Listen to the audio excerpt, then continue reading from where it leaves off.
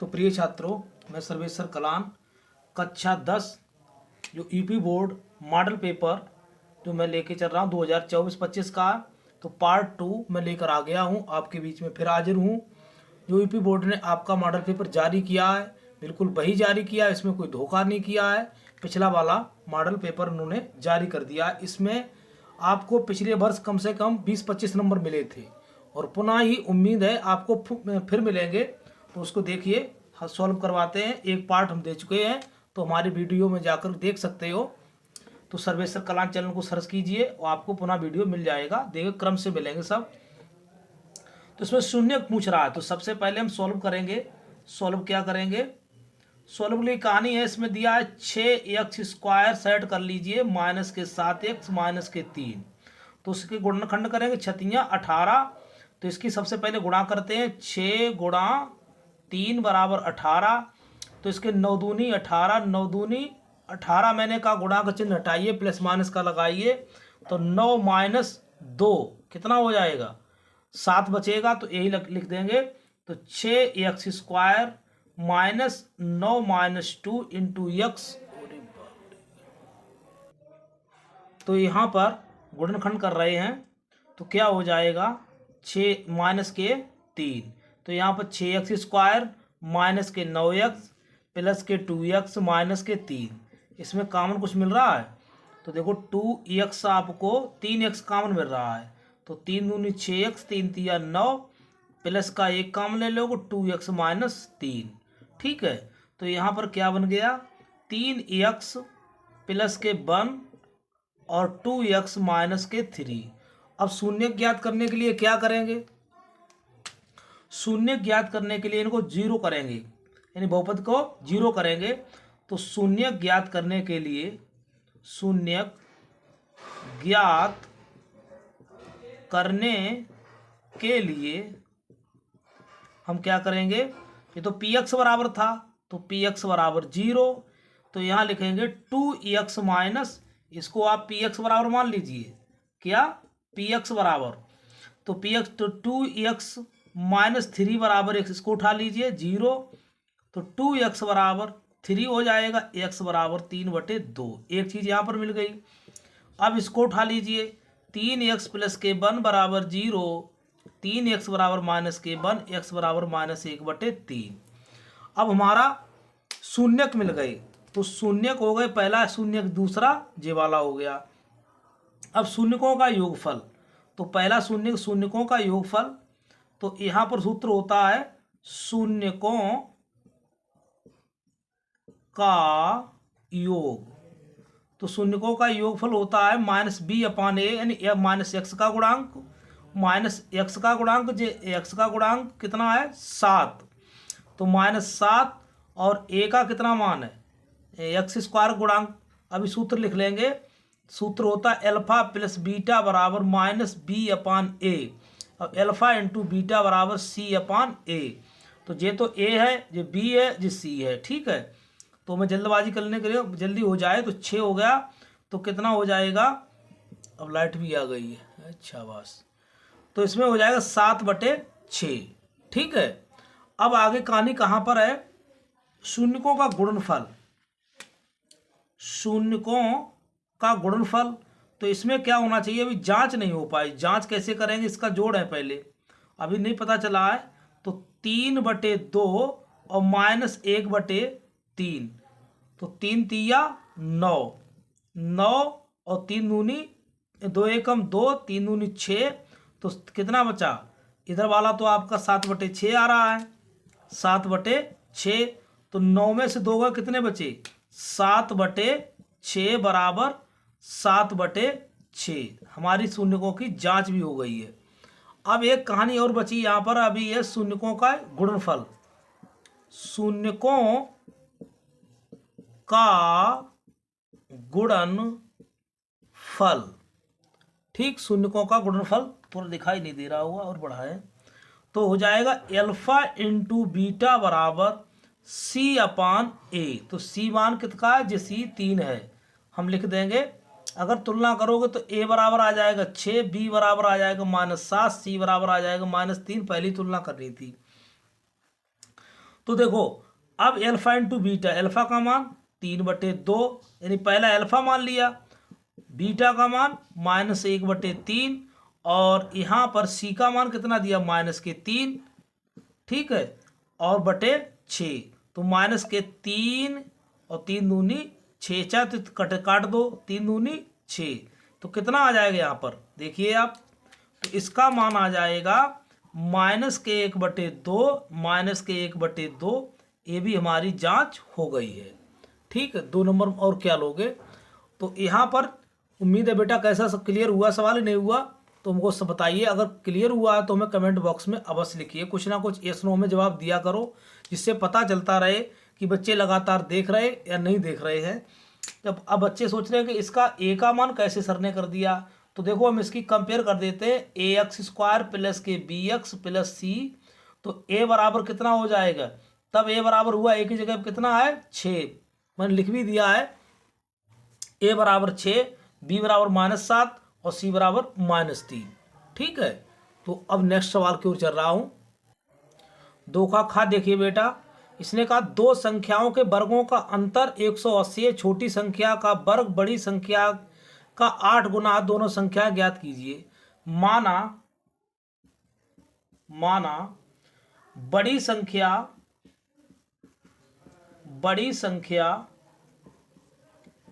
x है और छोटी संख्या कितनी हो जाएगी y। तो क्या कह रहा है, दो संख्याओं के वर्गों का अंतर, तो संख्या x² माइनस y² बराबर कितना है अंतर 180। इस समीकरण को 1 मान लीजिए। पुनः कहता है द्वितीय शर्तानुसार लगाइए, द्वितीय शर्तानुसार क्या हो जाएगा, द्वितीय शर्तानुसार कह रहा है कि छोटी संख्या का वर्ग, तो छोटी संख्या का वर्ग, अच्छा तो छोटी संख्या यानी y², ठीक है। बड़ी संख्या का 8 गुना है, तो 8 गुणा बड़ी संख्या कौन सी है x, तो जो y² बराबर हो गया आपका 8x, समीकरण 2 दे दीजिए। अब क्या लिखोगे, अब तुम लिखोगे y²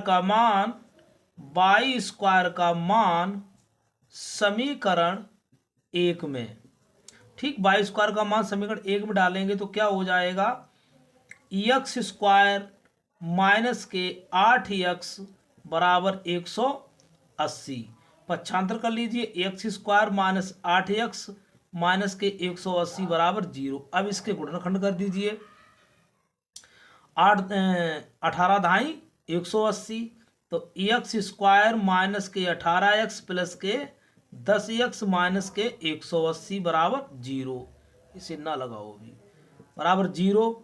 कॉमन लीजिए, x² कुछ कॉमन गुणनखंड कर रहे हैं, तो x माइनस 18 प्लस के 10 और x माइनस के 18 दाई 180 बराबर 0, तो x माइनस के 18 और x प्लस के 10 बराबर 0।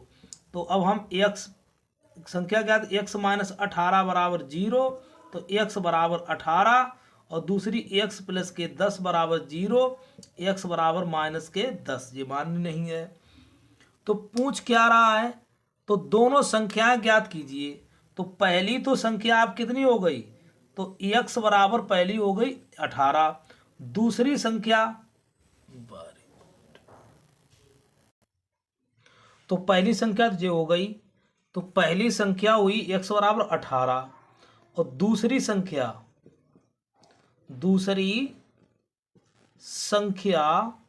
तो y बराबर कितनी थी, y² बराबर √x हो जाएगा। y² बराबर है, यहाँ पर y का मान ज्ञात करना है, तो 8 गुणा 10 तो 80 हो गई, तो y 18 दाई, अच्छा x का मान 18 है, x का मान 18 है, तो यहाँ पर हो जाएगा, तो y² बराबर 8 गुणा 18, 18 8 144, तो y² बराबर 144, तो y बराबर √144, तो y बराबर प्लस माइनस 12, तो y बराबर कितनी हो जाएगी 12। ठीक, तो पहली संख्या हो गई 18 और दूसरी संख्या हो गई आपकी 12। ठीक है, तो बेटा आपको समझ में आयो, दोनों संख्याएं आपको मिल गई हैं। तो नेक्स्ट क्वेश्चन, तो यहाँ पर दिया 2 का घ, देखिए सिद्ध कीजिए किसी वृत्त की किसी व्यास के सिरों पर खींची गई स्पर्श रेखाएं समांतर होती हैं। कोई व्रत है, क्या है, कोई व्रत है, तो देखो भाई ये व्रत है। ठीक, अब ये व्रत है, तो व्रत के व्यास के सिरे से, ये व्रत का क्या हो गया, व्यास हो गया। और उसने पूछा है वृत्त के व्यास के सिरों पर खींची गई स्पर्श रेखाएं। अब जे आपकी क्या है, स्पर्श रेखाएं, ये क्या है, स्पर्श रेखाएं। इसका नाम दे दिए एक्स, इस वाई, और दे दें एक्स वाई ए और बी। ठीक है, ए बी दे दें, इसका नाम दे दें पी, इसका नाम दे दें एम। तो ये वृत्त स्पर्श बिंदु है, ये वृत्त का केंद्र ओ है। अब कैसे पता करें कि हम एक जानते बात के लिए हैं, तो अब हमको सिद्ध क्या करना है, दिया है ओ केंद्र वाला वृत्त जिस बिंदु, जिसकी स्पर्श रेखाएं, जिसकी स्पर्श रेखाएं क्या है, ए बी तथा और एक्स वाई स्पर्श रेखाएं। अब हम जानते हैं, चूंकि हम जानते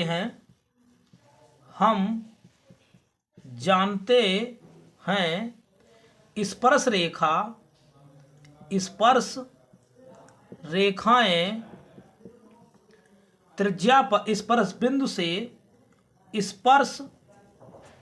स्पर्श बिंदु पर कैसी होती हैं, लंब होती हैं। याद रखना है बेटा, लंब होती हैं।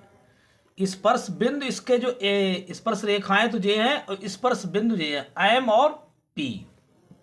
बहुत सावधानी, एम और पी क्या है, स्पर्श बिंदु हैं। उम्मीद है ये बात आपको क्लियर हुई होगी। इस पर लिख भी सकते हैं स्पर्श बिंदु क्या है इसके, एम कामा पी। ठीक, ये आगे बढ़ा के लिख देना, मैं दर्शा दूंगा। स्पर्श बिंदु में दिखा रहा हूं, स्पर्श बिंदु एम कामा पी। तो अब देखिए, इसके लिए हमको सिद्ध करना है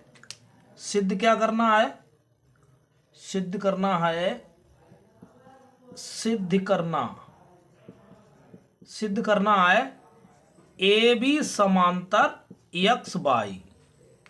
जे आपको नोट से याद करवा दिया है कि आपको पता होना चाहिए।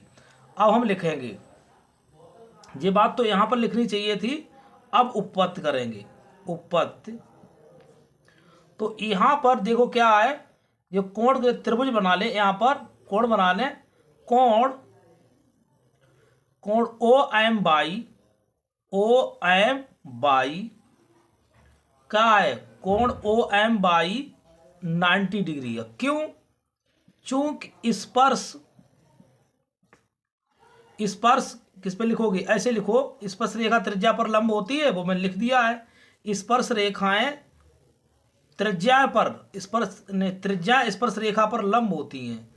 त्रिज्याएं स्पर्श रेखा, जो त्रिज्या तो हुई आपकी, त्रिज्या स्पर्श रेखा पर लंब होती है। तो थोड़ी भाषा को बदल दें यहाँ पर, तो यहाँ पर हम लिख देंगे, ये ना लिखो आप, यहाँ पर लिखेंगे स्पर्श रेखा त्रिज्याएं स्पर्श रेखा पर लंब होती है, ऐसे लिख दो। त्रिज्या स्पर्श रेखा पर लंब होती है। ठीक है, थोड़ा क्लियर नहीं आ रहा, दिखाई नहीं दे रहा। स्पर्श रेखा त्रिज्या पर लंब होती है, तो लंब होती है तो 90 डिग्री कोण होना चाहिए। कितना होना चाहिए? 90 डिग्री कोण होना चाहिए। इसी प्रकार ओ एम बाई तो मिल गया।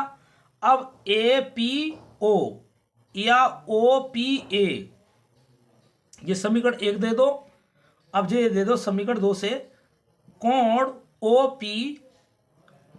पी ए बराबर 90 डिग्री। हम जानते क्या लिखोगे, चूंकि ए बी ओपी लंब क्या है? ओपी लंब ए बी। तो ये भी बात आप समीकरण से दे दो, वही भाषा लिखोगे। त्रिज्या स्पर्श रेखा पर लंब होती है। अब समीकरण 1 बा 2, समीकरण 1 बा 2 से क्या करो, कोण कैसे हो गए? जे बराबर हो गए।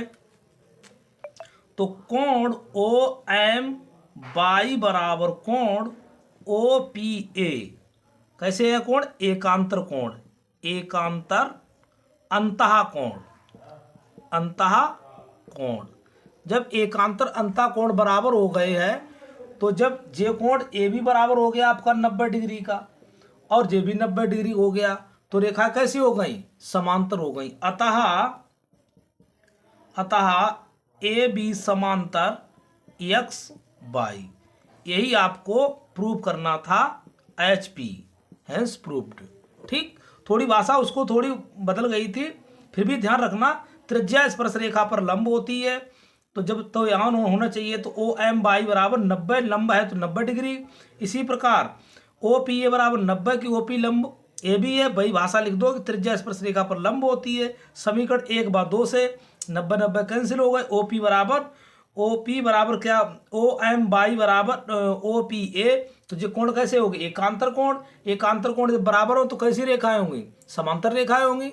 तो प्यारे बच्चों जी बात आपको क्लियर हो गई हो। नेक्स्ट क्वेश्चन तो यहाँ पर दिया है, तो मैं बना रहा था चित्र इसके लिए। देखो दिया क्या है, 2 का घात। सिद्ध कीजिए किसी बाह्य बिंदु से किसी वृत्त पर खींची गई स्पर्श रेखाओं के बीच का कोण स्पर्श रेखाओं बिंदुओं को मिलाने वाले रेखाखंड द्वारा केंद्र पर अंतरित कोण का संपूरक कोण होता है। तो मैं देखो दिया है, हम बना दें, पहले चित्र बना दें। देखो पहले एक वृत्त बना लिया मैंने ओ केंद्र वाला, और इसकी स्पर्श रेखाएं क्या बना दे? पी और क्यू। ये रेखा हो गई आपकी, इसका बिंदु क्यू, इसका नाम पी, और एक इसको मिला दो स्पर्श रेखाएं। ठीक है, और इस पर मिला दो आप इसके लिए। तो आप समझ गए होंगे स्पर्श रेखा त्रिज्या पर क्या होती है? लंब। तो चतुर्भुज आपका लगभग ऐसे आपका चतुर्भुज मर रहा है, इसका नाम दे दो आर। ठीक, तो यहां पर हम लिखेंगे दिया है ओ केंद्र वाला वृत्त जिसकी त्रिज्याएं क्या हैं? त्रिज्याएं ओ आर और ओ क्यू हैं।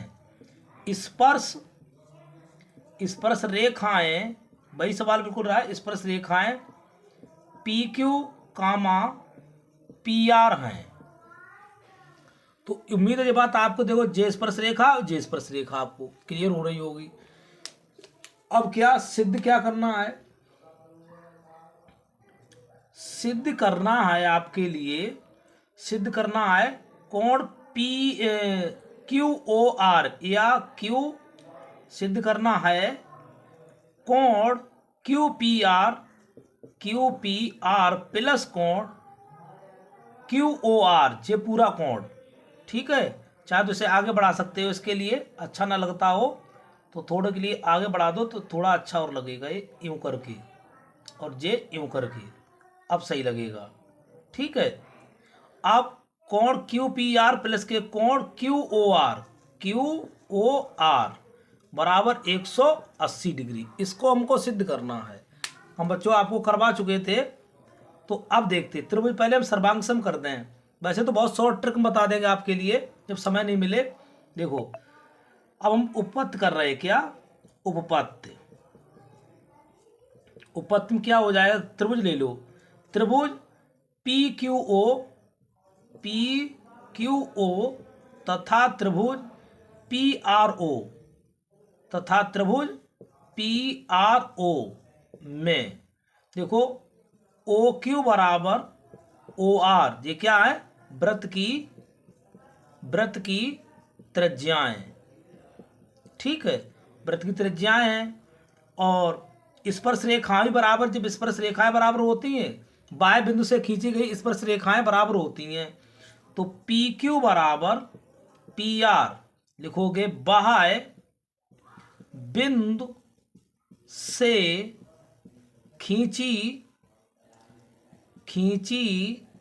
गई स्पर्श रेखाएं, ठीक, तो दो तो मिल गई, और OP बराबर OP कैसा है, उभयनिष्ठ हो गया, ठीक। अब ये चीज उभयनिष्ठ हो गई, त्रिभुज कैसे हो गए, त्रिभुज PQO तथा सर्वांगसम त्रिभुज PRO किससे हो गया, SSS से। अब SSS से हो गया है, तो अब त्रिभुज सर्वांगसम हो गए, कोई बात नहीं। अब सर्वांगसम हो गए तो जे कोण इसके बराबर होगा, जे कोण इसके बराबर होगा। तो हम जानते हैं, एक चीज और लिखते हैं, अब सर्वांगसम तो मैंने कर दिए हैं, अब इसको हमको P + O बराबर 180 अंश सिद्ध करना है, कोण P + O। तो एक चीज हम लिखते हैं यहाँ पर, चूंकि कोण PQO बराबर कोण PRO जब हो बराबर हो गए हैं, प्रत्येक समकोण जब समकोण है कि क्यों, समकोण कैसे है, तो यह बराबर लिख दो 90 डिग्री के, बराबर 90 डिग्री क्यों हुए, क्योंकि स्पर्श रेखा, त्रिज्या स्पर्श रेखा पर लंब होती है, त्रिज्या अभी पीछे पढ़ा चुके हैं, त्रिज्या स्पर्श रेखा पर लंब होती है। अब हम कहेंगे, अब ये तो 90 हो गए, कितने के हैं, 90 और 90 के हैं, हमने कार्ड में लिख दिया। आप चतुर्भुज बना दो, चतुर्भुज PQOR में, तो चारों अंतःकोणों जोड़ दीजिए, कोण P + कोण Q + कोण O + कोण R बराबर 360, ठीक। इतनी बात आपको समझ में आ रही होगी। अब 360 हो गए, सारे कोण जोड़ दिए हैं, तो जो कोण R कितना, R और QR 90 के हैं, तो कोण P + कोण Q 90 डिग्री का है, प्लस का कोण O + कोण 90 डिग्री बराबर 360 डिग्री हो गया।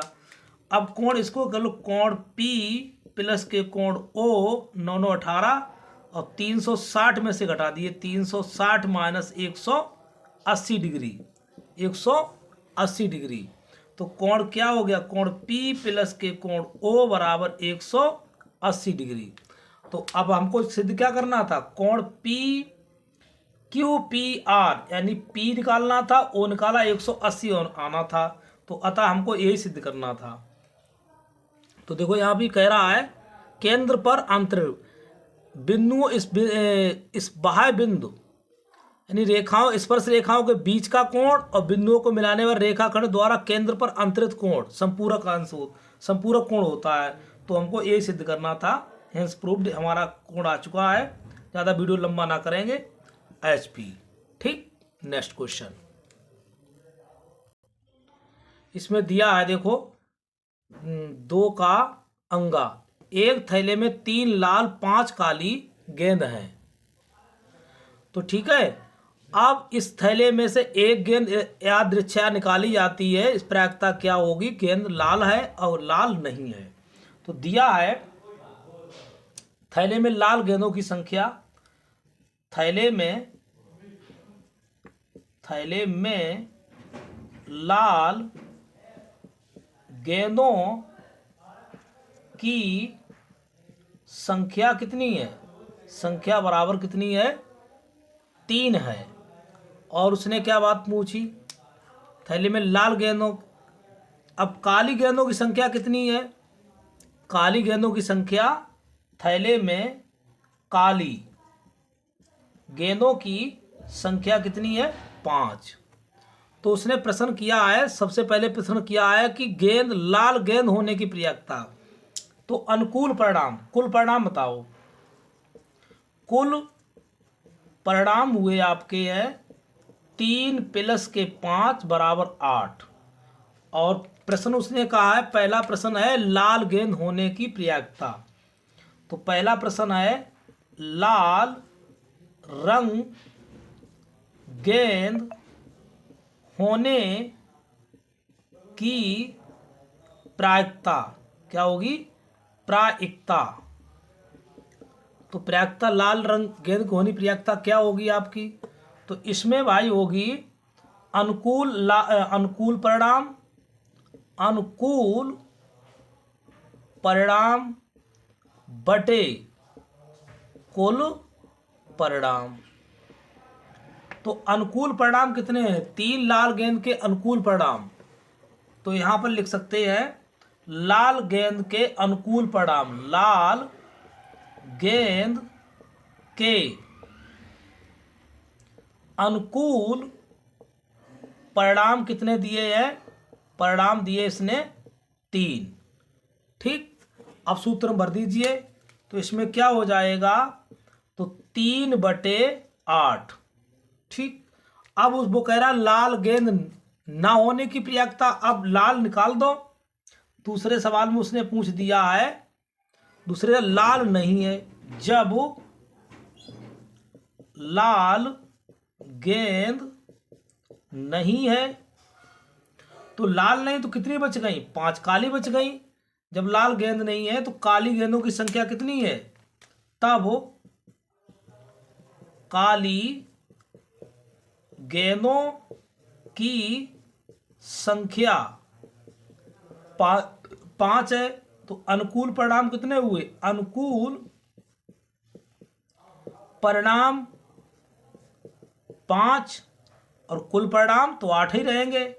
तो लाल गेंद न होने की प्रयाक्ता, लाल गेंद न होने की प्रायिकता हो जाएगी। अनुकूल परिणाम कितने हैं? 5 और बटे 8। एक इसके भी है, एक दूसरी ट्रिक भी है, हम जानते हैं। दूसरी सेकंड मेथड से क्या करेंगे? देखो मैं बता दूं। देखो प्रोबेबिलिटी ई और प्लस प्रोबेबिलिटी E0 बराबर होता है 1। तो इसकी लाल गेंद होने की प्रयाक्ता कितनी है? 3/8। और इसकी लाल रंग की न होने की प्रयाक्ता पूछ रहा, प्रोबेबिलिटी E0 बराबर 1।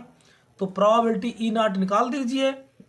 E0 बराबर हो जाएगा 1 - 3/8। 8 एकम 8 - 3/8 कितनी आ जाएगी? 5/8। इससे निकाल दीजिए, कोई दिक्कत नहीं। ठीक है, उम्मीद है ये भी वीडियो आपके लिए अच्छा लगा होगा। प्रश्न सही है तो कमेंट अवश्य करिए। कुछ कमेंट नहीं कर रहे आप लोग, कैसा वीडियो लग रहा नहीं लग रहा, कुछ जवाब नहीं देते हो। ठीक है, चलते हैं नेक्स्ट क्वेश्चन। तो इसमें अब लास्ट सवाल इसका दिया है 2 का 4। नीचे दिए गए और माध्यक, नीचे दिए गए बंटन का माध्यक 28.5 है। यदि बारंबारताओं का योग 60 है तो x और y के मान ज्ञात कीजिए। तो मैंने सवाल को नीचे नोट कर लिया है, तो आप देख सकते हैं। ठीक है, तो यहाँ पर हम सबसे पहले CF बनाएंगे। लंबा सवाल हो जाएगा, इसलिए मैंने कोशिश करी है कि आप लोगों को शॉर्ट में मिल जाए, कम समय में।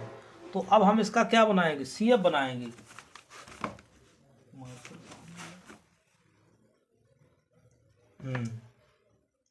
तो सबसे पहले CF बनाने की विधि बताएं कि आप 5 के 5 कर लीजिए। ठीक है, और 5 में +x जोड़ दीजिए, तब हो जाएगा 5 + x। अब इसमें फिर जोड़िए तो 20 प्लस 25, तो 25 प्लस x हो जाएगा। 25 में 15 जोड़िए, देखो 25 में 15 इधर निकाल दीजिए, तो जो है 40 प्लस x हो जाएगा। 40 में y जोड़ दीजिए, तो 40 प्लस x प्लस y हो गया। अब इसको जोड़ दीजिए 5 के लिए, तो 40 और 5 45 x प्लस के y। अब इसने एक चीज़ और दी थी, इसका योग कितना है, योग जो दे दिया इसका है n बराबर, इसने दिया है 60 दिया है, तो जो दिया योग, इसका योग दिया है 60 दिया है, यानी जो क्या है वो n है। ठीक, तो n बराबर 60 हो गया है। अब हम शुरुआत करें, और क्या दिया इसने, IME यानी माध्यिका भी, आप मीडियन भी कितना दिया, 28.5, ये भी बात सही हो गई। उसके बाद में बारंबारताओं का योग भी आ गया। अब हम करेंगे n/2 सबसे पहले, तो n/2 करेंगे, इसके लिए n/2, तो n/2 हो जाएगा 60/2, तो बराबर 30। अब ये 30 किस रेंज में फंस रहा है, इसमें अब यदि हम 25 में कुछ जोड़ दें, 25 प्लस कुछ, तो लगभग 30 में पहुंच जाएगा, 30 के आसपास होगा, 25 से कम तो नहीं, 40 से ऊपर संख्या जो हमारी बीच में आ जाए, यानी ये वाली n हमारा n/2 फंस जाना चाहिए। तो n/2 हमारा 25 प्लस कुछ में फंस रहा है, तभी 30 लगभग हो जाएगा, 30 ही हो सकता है। तो इसमें हमने तो इसी को मानते क्या करते, इसी की रेंज में सीधे चले जाओ आप 25 प्लस x में, तो ये क्या हो जाएगा आपका, ए हो जाएगा, f हो जाएगा, क्या चाहिए आपका f मिल जाएगा, f। अब जिसके जैसे ही f मिल गया, इसके ऊपर जस्ट CF हो जाएगा, क्या हो जाएगा CF, इसी में जो l हो जाएगा। अब हम निकाल लेंगे, तो l बराबर हो जाएगा 20, इसकी निम्न सीमा, वर्ग अंतराल की निम्न सीमा, और f बराबर कितना मिल गया, f बराबर भी हमको 20 मिल गया। ठीक, अधिकतम बारंबारता मिल गई। CF बराबर कितना चाहिए हमको, 5 प्लस x मिल गया, ठीक है। और हमें h भी चाहिए, तो h बारंबारताओं का वर्ग अंतरालों का अंतर, 30 - 20 कितना हुआ, 10। अब लगाते चलते हैं, सूत्र क्या होता है, माध्यिका का सूत्र होता है ME बराबर L plus n/2 minus CF into H/F। ठीक, बड़े आराम से करना है। तो अब हम चलते हैं, इसके लिए मान भरेंगे। ME कितना है, 28 ME कितना दिया था, ME देखो दिया है इसमें 28.5, तो लिख दो, ये देखो यहाँ पर हमने लिख दिया था ME, तो 28.5 बराबर L का मान 20 प्लस n/2 कितना हो जाएगा, n/2 30 भर दीजिए, और माइनस CF कितना है, CF है 5 प्लस x, और बटे f कितना दिया था इसने, f/, दिया 20 इंटू h कितना है 10। ठीक, अब चलते, बड़ा सावधानी का सवाल है जी। तो 28.5 बराबर 20 प्लस 30 में से 5 गए, कितना हो जाएगा 25 माइनस x, और इससे इसे काट दीजिए, तो क्या बच गए, बचे हमारे 2, और अब इसकी गुणा कर लीजिए, तो इसका लासा ले ले 1, और इसका इसके बटे 1 करके 28 दूनी 56, 56 57 हो जाएगा, दिखाई दे रहा है, हाँ 57 हो जाएगा। 57 बराबर 20 दूनी 40 प्लस 25 माइनस x, तो कितना हुआ जे है, तो जे कितना हुआ 65, तो 57 65 माइनस x। ठीक, यहाँ पर आ जाइए, तो यहीं पर निकल जाएगा, तो माइनस x बराबर 57 माइनस 65, 15 में 7 गए 8, माइनस x बराबर -8, तो x बराबर कितना मिल गया, 8 हो गया। अब x, अब उसने क्या दिया था, एक चीज़ और दी थी, इसको समीकरण 1 देना चाहिए था, इसमें दिया n बराबर, यानी x प्लस के y प्लस के 45 बराबर n। ठीक, क्या है n, और n का मान कितना है 60, x प्लस के y प्लस के 45 बराबर 60, तो x प्लस के y बराबर 60 माइनस 45, तो x प्लस के y बराबर कितना बचा 15। समीकरण से 2 दे दो चाहे तो, समीकरण दी भी नहीं गई, कोई बात नहीं, तो मत दो, समीकरण इसका मान 1 दे दें। अब लिख दो x का मान समीकरण 1 में, तो रख दीजिए 8 + y बराबर 15। ठीक है, तो y बराबर 15 माइनस 95 कर दीजिए, तो 15 माइनस 8, तो y बराबर कितना आया 7। तो बेटा आपके दोनों मान मिल गए हैं, x बराबर 8 आ गया और यही आपके x y के मान है। This is required solution. आपको कैसा लगा वीडियो, और अगर अच्छा लगा तो कमेंट बॉक्स में अवश्य लिखिए। तो कोशिश यही करिए कम समय में आपको बताने की। अब इसमें अगला सवाल है 3 का। ये सवाल अब तीसरा आ चुका है, बहुत इंपॉर्टेंट सवाल है। तो देखिए तीसरा सवाल। तीसरे सवाल में क्या है, 2 अंकों की एक संख्या, इसके अंकों को दिखाई दे रहा है, पूरा नहीं दिखाई दे रहा है।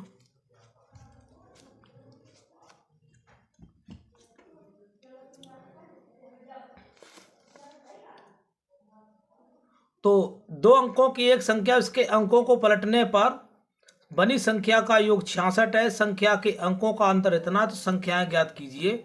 ठीक है, बहुत अच्छा क्वेश्चन है। तो माना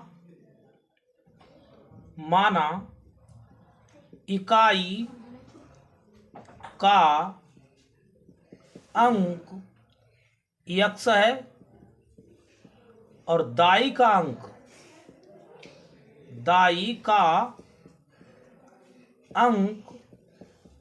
y है। अब संख्या का सूत्र लिखना मुझे। संख्या का सूत्र,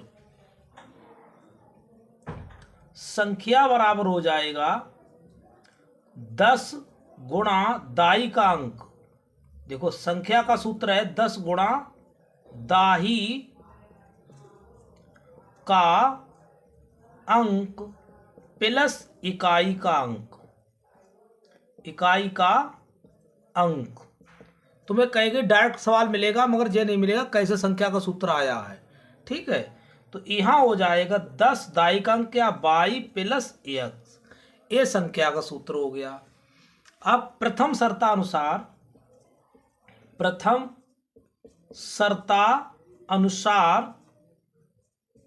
क्या हो जाए, प्रथम शर्तानुसार क्या है, वो कहता है प्रथम शर्तानुसार संख्या के अंकों को पलटने पर, संख्या के अंक पलटने पर, देखो संख्या, ये तो संख्या बन गई आपकी, संख्या के अंक पलटने पर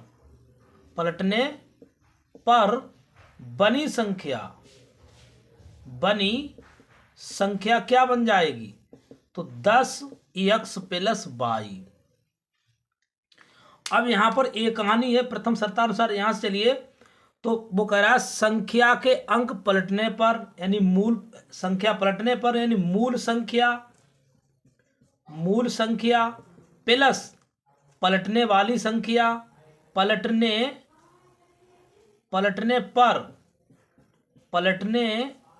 पर संख्या का योग कितना है, वो 66 है। तो मूल संख्या कितनी थी, 10y प्लस x, और जो संख्या पलट के कितनी आई है, ये प्लस लगा, चिन्ह लगाओ, 10x प्लस y। तो बराबर कितना हो गया भैया, बराबर हो गया आपका 66। मुख्य बात यहां पर समझे।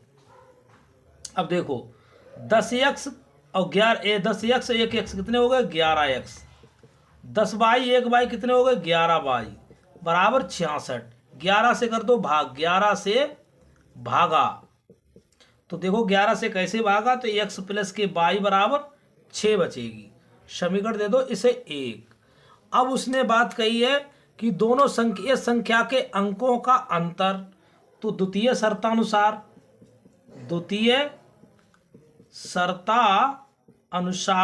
क्या है, x माइनस y बराबर 2, समीकरण 2 हो गई है। ठीक, अब इनको दोनों को हल कर दे तो समझ में आ गया होगा। देखो x प्लस y बराबर 6, तो ये तो संख्या कितनी है 1, और x माइनस y बराबर 2, और समीकरण 2, तो क्या लिखेंगे जोड़ने पर तो क्या हो जाएगा, ये कट जाएंगे और 2x बराबर 6 2 8, तो x बराबर कितना, 2 2 2 चौक 8, x बराबर कितना हो गया 4। अब x का मान रख दीजिए, ये काट दीजिए, x का मान समीकरण 1 में, तो भाई 1 में रख दीजिए, तो 4 प्लस y बराबर 6, तो y बराबर 6 माइनस 4, तो y बराबर 2। ठीक, अब y बराबर तुमको 2 मिल पाया है। अब संख्या क्या होगी, संख्या का सूत्र बताओ भाई।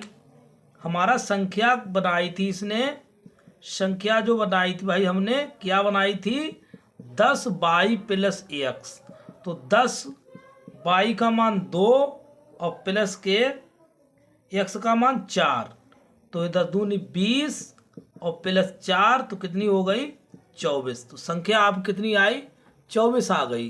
दिस इज यही रिक्वायर्ड आपका सॉल्यूशन है, यही पूछ रहा था। संख्या क्या पूछी थी, संख्या पूछी थी।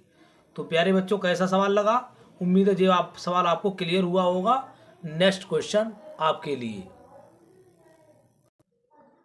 अब क्वेश्चन नंबर 3 का अथवा वाला करवा रहे हैं। देखिए, 5 वर्ष पूर्व नूरी की आयु सोनू की आयु की 3 गुनी थी। 10 वर्ष बाद नूरी की आयु सोनू की आयु की 2 गुनी हो जाएगी। नूरी और सोनू की आयु ज्ञात कीजिए। तो माना नूरी की, पहले नूरी दिया है, तो माना नूरी की वर्तमान आयु बराबर x वर्ष। ठीक, क्या है, x वर्ष। तो वर्तमान आयु x वर्ष है, और सोनू की वर्तमान आयु बराबर y वर्ष। अब लिखोगे 5 वर्ष, 5 सबसे पहले क्या कह रहा है, 5 वर्ष पूर्व, तो 5 वर्ष पूर्व नूरी की आयु कितनी हो जाएगी, x माइनस 5 वर्ष। ठीक है, नूरी की मिल गई आपके लिए। और इसी प्रकार 5 वर्ष पूर्व सोनू की आयु कितनी हो जाएगी, सोनू की आयु भी हो जाएगी y माइनस 5 वर्ष। ठीक, 5 वर्ष।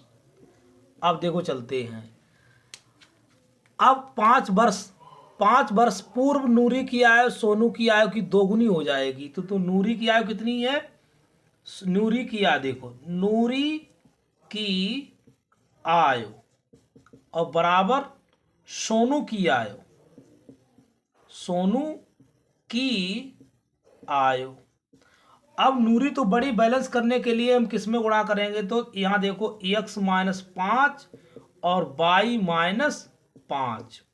तो क्या कह रहा है, 3 गुनी थी, तो 3 गुनी किस में करवाएंगे, तो 3 गुनी करवाएंगे भाई सोनू वाले में, 3 गुनी। इसका बहुत विशेष ध्यान रखना बैलेंस करने के लिए। देखो ऐसा लग रहा है कि इसमें गुणा होना चाहिए, सोनू की आयु की 3 गुनी थी, तो सोनू की आयु के बैलेंस के लिए ऐसा लग रहा है कि इसमें गुणा करवाना चाहिए ना।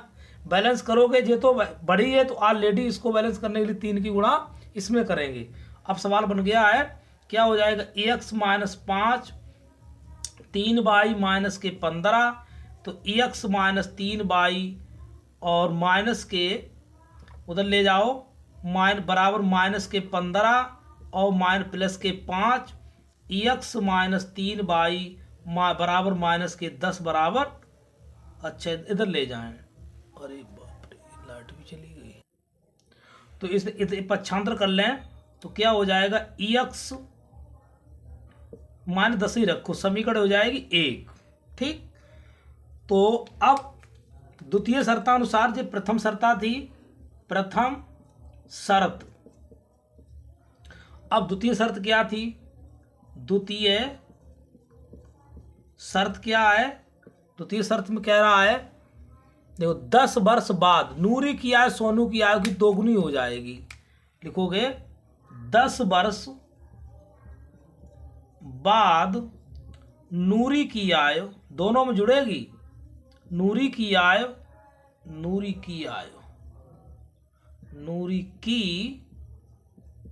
आयु बराबर x प्लस 10।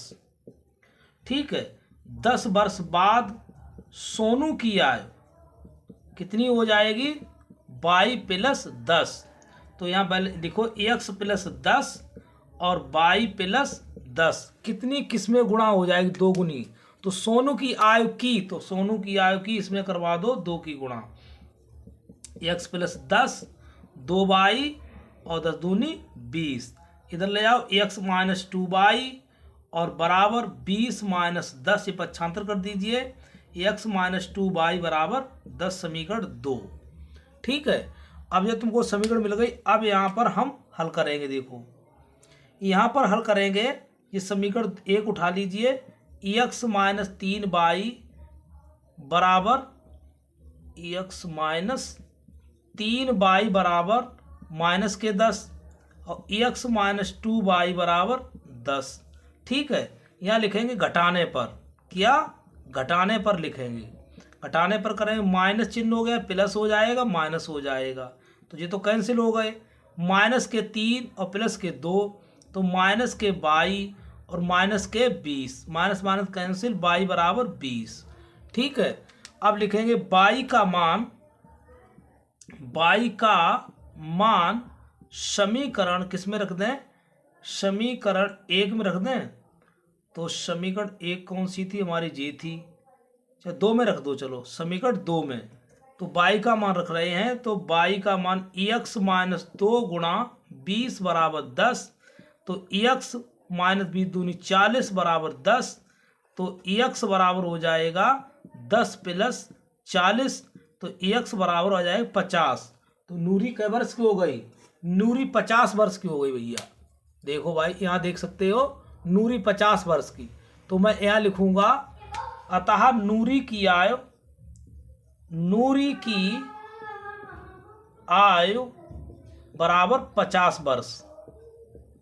और सोनू की आयु कितनी हो जाएगी, सोनू की आयु कितनी आई है भाई, सोनू की आयु केवल कितनी आई है भाई, 20 वर्ष, 20 वर्ष। ठीक, आप देख लीजिए, उम्मीद है ये सवाल आपको क्लियर हुआ होगा। यहाँ पर थोड़ा नूरी की आयु लिखा है, कोई दिक्कत वाली बात नहीं, नोट कर चुके होंगे आप। x प्लस दोनों में 10 जुड़ी है, इसमें y प्लस 10। ठीक, तो ये सवाल नोट कर लीजिए। प्यारे बच्चों, कैसा लगा, तो उम्मीद है आपको सवाल क्लियर हुआ होगा। नेक्स्ट क्वेश्चन, तो इसमें मैंने शॉर्ट ट्रिक में बता रहा हूँ, शॉर्ट में।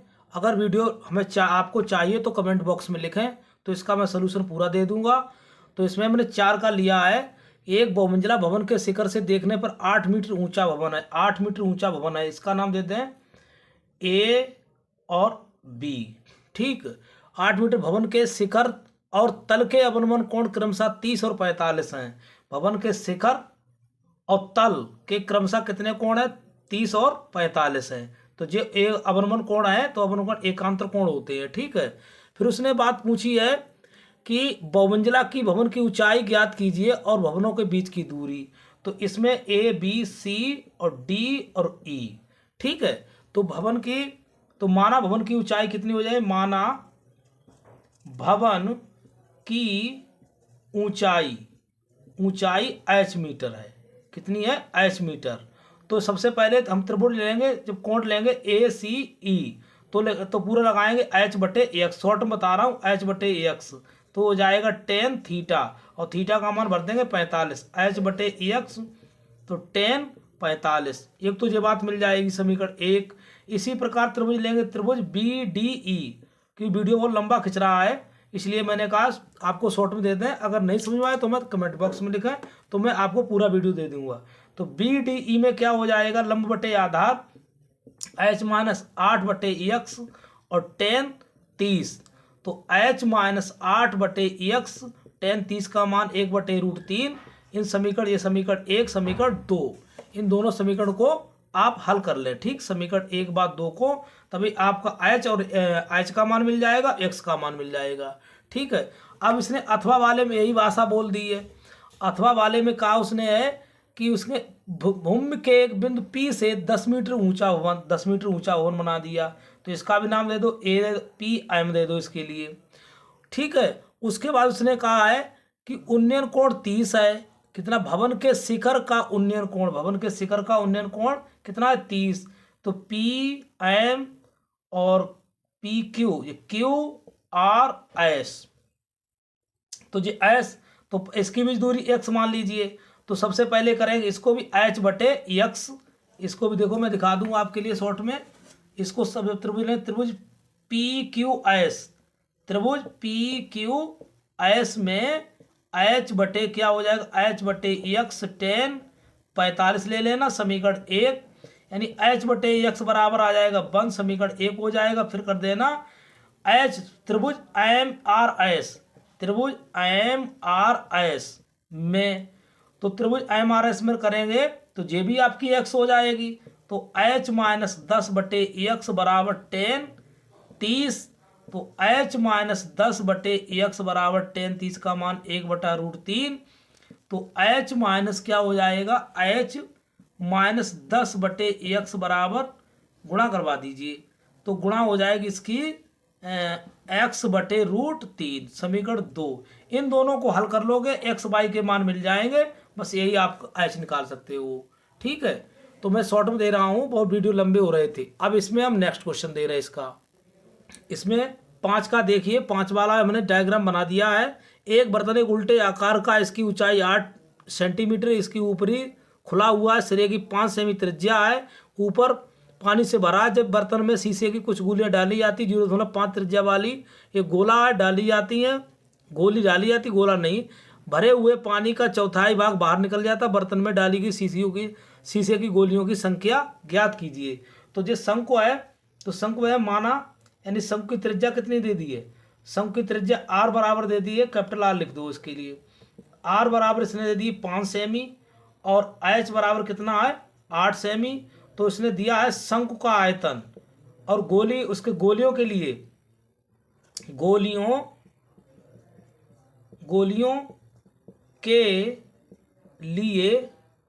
गोलियों के लिए क्या त्रिज्या कितनी है? त्रिज्या इनकी है, त्रिज्या स्मॉल आर बराबर 0.5। तो प्रश्नानुसार माना, इस व्यक्ति को निकाल लो, माना गोलियों की संख्या कितनी है? n। तो गोलियों की संख्या n है, तो प्रश्नानुसार तो 1/4 शंकु का आयतन बराबर n गोलियों का आयतन, n गोलियों का आयतन। ठीक है, तो 1/4 शंकु आयतन 1/3 पाई आर स्क्वायर एच, और n का 4/3 पाई आर क्यू।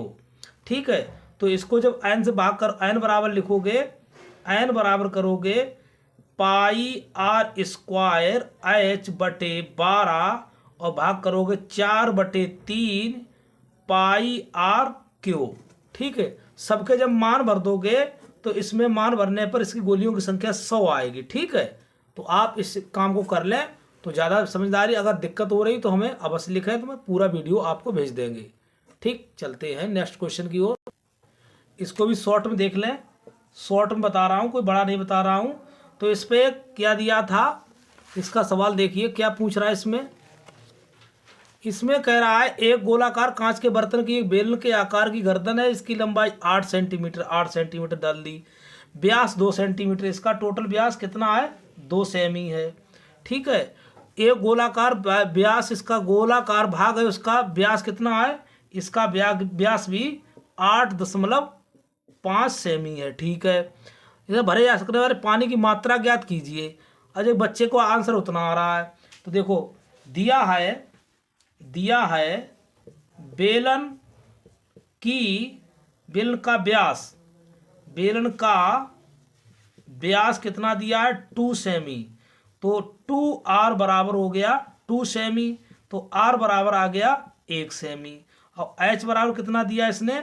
8 सेमी। ठीक है, अब उसने गोले के